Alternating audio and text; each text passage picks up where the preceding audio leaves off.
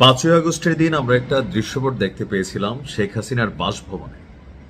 আর এখন যমুনায় বসবাস করেন ডক্টর মোহাম্মদ ইউনূস। এই গত 18 মাসে কে কি অর্জন করেছে আমরা ততটা না জানলেও এতটুকু বুঝি, যারা রাষ্ট্র ক্ষমতার এই গুরুত্বপূর্ণ চেয়ারগুলোতে বসেছেন নিজেরা আঙ্গুল ফুলে কলা গাছ হয়েছেন। খুদ এই সরকারের প্রধান উপদেষ্টা ডক্টর মোহাম্মদ ইউনূস নিজেই তার যে রাষ্ট্রীয় ট্যাক্সের মামলা ছিল 100 কোটি টাকার উপরে নিয়েছেন, এটা মাফ। গ্রামীণ ব্যাংকে যথেষ্ট সুযোগ সুবিধা নিয়েছেন, বেশ কিছু ব্যবসায়িক লাইসেন্স নিয়েছেন। তো বাকিরা কি নিয়েছেন আপনি জাস্ট আইডিয়া করেন। কিন্তু এই যে যাদের কারণে তারা এই ক্ষমতা উপভোগ করছে, বিশেষ করে শরীফ ওসমান হাদি, আজকে তো শেখ হাসিনা নাই বা ওনার পুলিশও নাই নিশ্চয়ই, তো শরীফ ওসমান হাদির বিচারিক হত্যাকাণ্ডের যে প্রতিবেদন সেটা আমরা এখনো পাইনি। মানুষের মনে প্রশ্ন যে এই ইউনূস সরকার তারা কি আসলে হাদির বিচার করবে নাকি পরবর্তী সরকারের উপর পাস করে যাবে ক্যারাম বোর্ডের মতো? আসলে পাস করেই যাচ্ছে।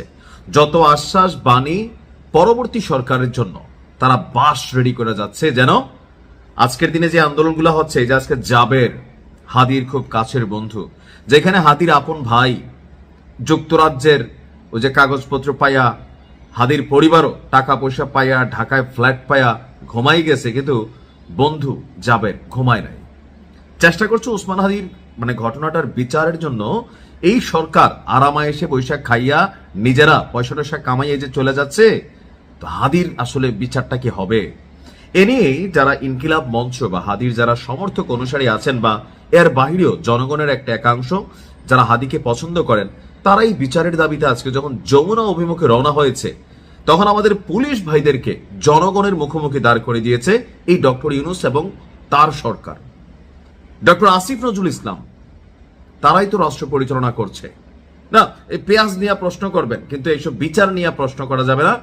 ক্ষমতা থাকা স্বরাষ্ট্র উপদেষ্টা খুবই নাইস ম্যান, কিন্তু একটা ঘটনার কি সুষ্ঠু সলিউশন করে তারা যেতে পারছেন? আজকে জাবের গুলিবিদ্ধ হয়েছে। দেখেন, জাতিসংঘের অধীনে শরীফ ওসমান হাদি হত্যার তদন্ত এবং হত্যার ঘটনায় জড়িতদের বিচারের দাবিতে প্রধান উপদেষ্টার বাসভবন যমুনা অভিমুখে যাত্রা করেছিল ইনকিলাব মঞ্চ। আন্দোলনকারীদের ভয় পায় ডক্টর ইউনূস, কারণ তিনি জানেন 18 মাসে নিজের আখের গোছাইলেও রাষ্ট্রের আখের অথবা যাদের রক্তের উপর ভর করে তিনি এই চেয়ারে বসেছেন, তাদের জন্য তিনি কিছুই করেন নাই। এই কারণে ওনার পুলিশ প্রোটেকশন দরকার হয়। তিনি তো কথা বলতে পারতেন না। তিনি আবার আমাদের বাংলাদেশের মানুষের সাথে কথা কমই বলেন, ওই নাহিদ সার্কেল ছাড়া তিনি আবার কথা বলেন না। তো এই যে তিনি কথা বললেন না, পোলাপাইনের খেপাইলেন, পোলাপাইন তো স্বাভাবিক যমুনার দিকে যাওয়ার কারণ কেন দরকার লাগলো? এই সরকার থাকাকালীন কেন এটার কোনো সুষ্ঠু ইনভেস্টিগেশন রিপোর্ট তারিখ পে তারিখ হচ্ছে? আজকে যখন পোলাপাইন গেছে, স্বাভাবিক একটা সেন্টিমেন্ট কাজ করছে। তো পুলিশ তো বাই নিরুপায়। আমি দেখেন কখনো পুলিশের বিরুদ্ধে আচরণ করি না, এই কারণেই পুলিশের বানানোই হয়েছে এইসব বড়লোক চেয়ারে যারা বসে, যারা ক্ষমতার অধিকারী হয়, তাদের প্রোটেকশনের জন্য পুলিশের কাজই এটা। তো ক্ষমতায় কখনো শেখ হাসিনা থাকলে ওনাকে প্রোটেক্ট করতে হবে, ওনাকে সেভ করতে হবে। আজকে ইউনূস আছে, তাকে সেভ করতে হবে। আর তাদের বিরুদ্ধে যারাই যাবেন, তাদের বিরুদ্ধে আমাদের পুলিশ ভাইরা চাকরি বাঁচানোর তাগিদে, জীবিকার তাগিদে, গরিব ঘরের সন্তান কনস্টেবল সিপাহী টিপাহী যারা আছে, এএসআই মিডল ক্লাস ফ্যামিলি, আমাদের মতন ফ্যামিলি থেকে তারা বিলংস করে, সো চাকরি বাঁচানোর দাবিতে উপর মহল থেকে আসে হ্যালো। তো এই হ্যালোর পিছনে কে? ফাইনালি তো ডক্টর ইউনূস নাকি এই স্বরাষ্ট্র উপদেষ্টারা? দোষ হয় পুলিশের। কিন্তু কেন ডক্টর ইউনূস ইনকিলাব মঞ্চের এই ছেলেগুলোদের সাথে বসে একটু কথা বললেন না? এই প্রশ্নগুলোর জবাব কে দিবে? তো যখন সেখানে গেছে, তো স্বাভাবিকভাবে পুলিশকে এখানে তাদের সামনে মুখোমুখি করে দেওয়া হয়েছে। তো আন্দোলনকারীদের ছত্রভঙ্গ করতে পুলিশ জলকামান ব্যবহার করছে, টিয়ার গ্যাস ব্যবহার করছে। আর আব্দুল্লাল জাবের, এই তার আইডি থেকে আমরা দেখলাম যে গুলিবিদ্ধ হয়েছেন। এখানে আরো কে কে আহত হয়েছেন অনেকে আমরা দেখছি। সর্বশেষ দেখলাম যে রনি, সেও তার টিম নিয়ে তারা রাস্তায় নামছে। তো পুলিশ স্বাভাবিক রাষ্ট্রীয় নিরাপত্তা দিতে গিয়া পুলিশ তাদেরকে পিটাইছে। পুলিশের আমি দোষ দিই না, বারবার বলি, কারণ পুলিশ তো কন্ট্রোল হয় পেছন থেকে। সেই পেছনের লোকগুলা কারা? এই সরকার। পুলিশের কাজ হচ্ছে আইন শৃঙ্খলা বাহিনী হিসাবে হ্যালো, এখানে প্রোটেকশন দাও, স্যার পরবর্তী নির্দেশ কি? কাজ লাগলে গুলি করো, কাজ লাগলে টিয়ার শেল মারো, রাবার বুলেট ছোড়ো, পুলিশ ছড়বে। আর্মি ছড়বে, এটা তাদের কাজ। কিন্তু তাদেরকে কেন আমাদের মুখোমুখি করা হচ্ছে? আমি জানি না যে ডক্টর ইউনূস ক্ষমতায় আছে আর কদিন, 8-10 দিন তিনি ক্ষমতায় আছেন, নির্বাচন হয়ে যাবে। তো এই সরকার কোন রকমে বিদায় নিয়ে নিজেরা ব্যবসা হাজার কোটি টাকা এখানে কামাই ফেলছে।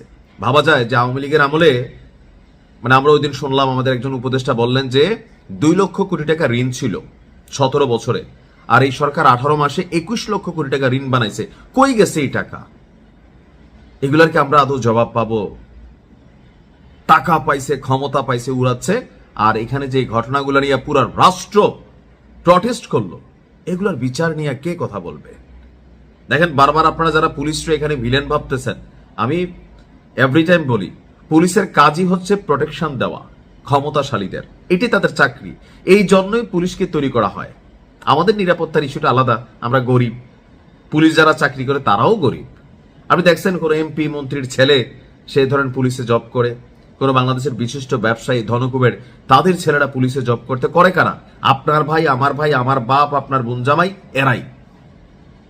একটা চাকরি আমাদের দরকার, তো সেই জায়গায় চাকরি বাঁচানোর জন্য করতে বাধ্য, সরকারে যেই থাকুক। তবে এই ইউনূস সরকারের আমলে যতগুলো গুরুত্বপূর্ণ ঘটনা ঘটেছে, যতগুলো মানে কি বলা হয় যে হত্যাকাণ্ড হয়েছে, নাড়া দেওয়া, একটা ঘটনার সুষ্ঠু বিচার তদন্ত ফাইনালি এখানে হয় নাই।